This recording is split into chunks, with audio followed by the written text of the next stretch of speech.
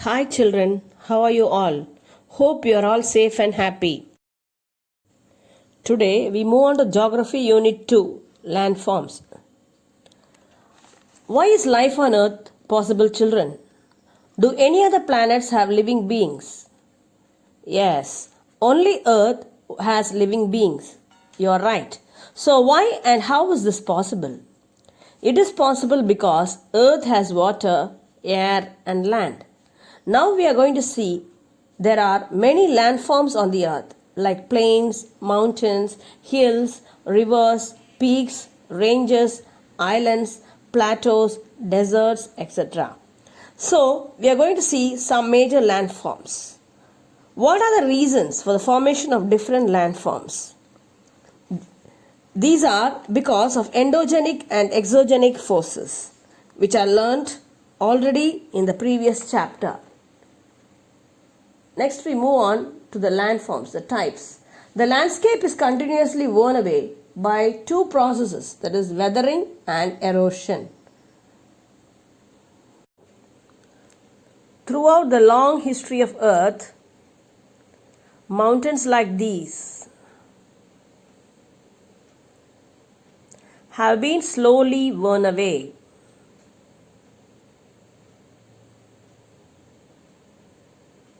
To look like this.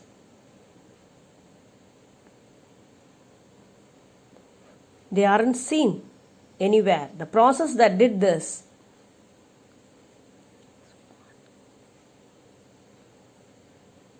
is called weathering. So children, you understood what is weathering?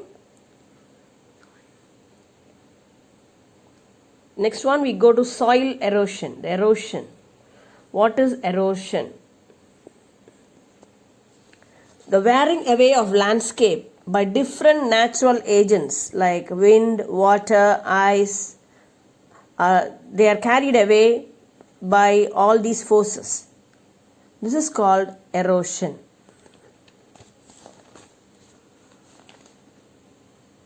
The eroded materials, water, rain takes away with it as sediments.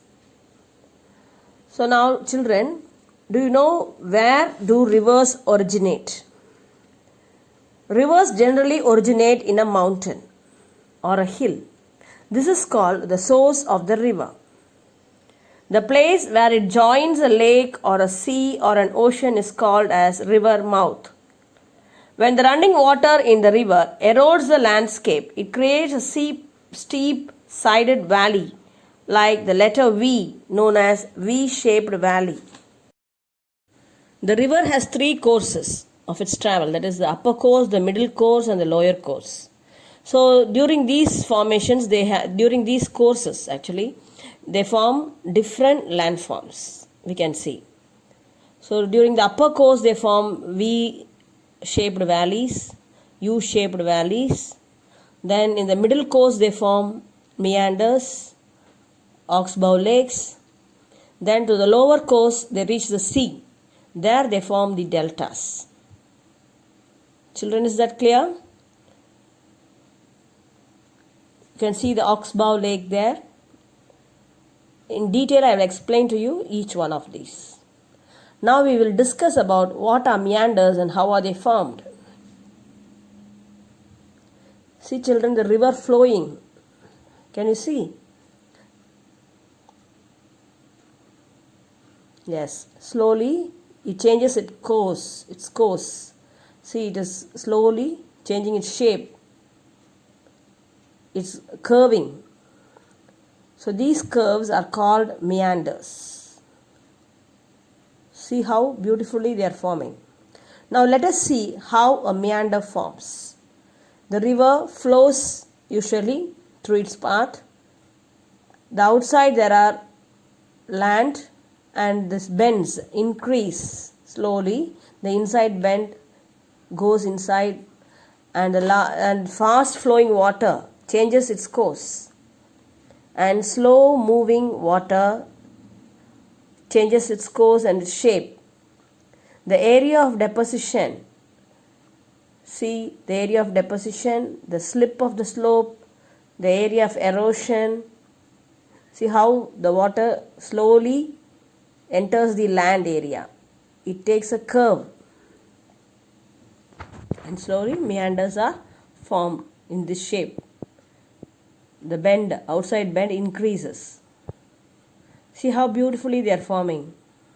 Can you see the picture, boys?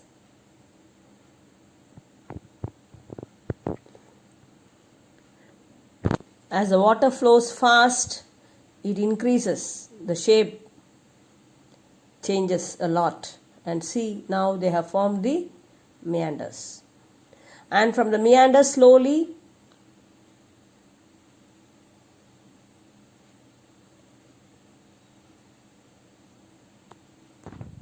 forms the Oxbow Lake.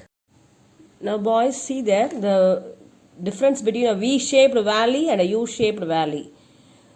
The valley which is in the form of V is called V-shaped valley, and in the form of U it becomes a U-shaped valley.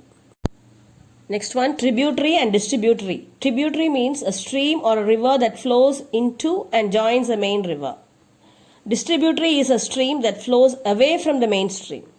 See the picture, boys. Next one, you can see what is a plunge pool. It begins to undercut, that is the river. The hard and plunge pool is formed. It is a hollow feature at the base of the waterfall which is formed by cavitation. Next you can see the alluvial fan. It is a deposition of sediment that occurs at which the river enters the plains on the foothills. Next we move on to the flood plains. Sometimes the river overflows its banks. There are causes of every river, that is a natural path for the course of the river. When it rains heavily, the natural path gets flooded and deposits sediments. Sediments means layers of soil and other minerals. This leads to the formation of a flat, fertile flood plain. The raised banks are called levees. You can see there in the picture, the raised banks in brown color. These floodplains are very fertile and hence population developed in these regions around this floodplain.